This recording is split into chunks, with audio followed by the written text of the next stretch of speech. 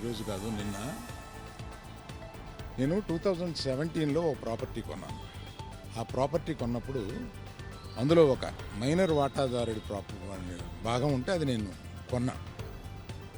కొన్న తర్వాత అతను ఈడీ ప్రాబ్లం ఏదో ఉంది, అతను బ్యాంక్ లోను తీసుకుని అది ఏదో కట్టలేదు, దాని మీద అతనికి ఈడీ ఎంక్వైరీ ఉంది.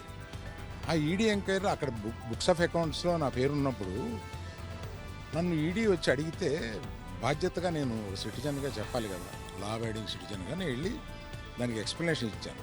దానికి సంబంధించిన అకౌంట్ అది అడిగాను. అంతే తప్పితే దీన్ని మీడియాలో ప్రపోర్షనేట్గా కొంచెం పెద్దది చేసి చెప్పటం, వారు ఏదో ఒక ఎంక్వైరీ అడిగారు, నేను వెళ్ళి చెప్పుకొచ్చాను. ఇంతకు తప్పితే నేను చెప్పేది ఏమీ లేదు.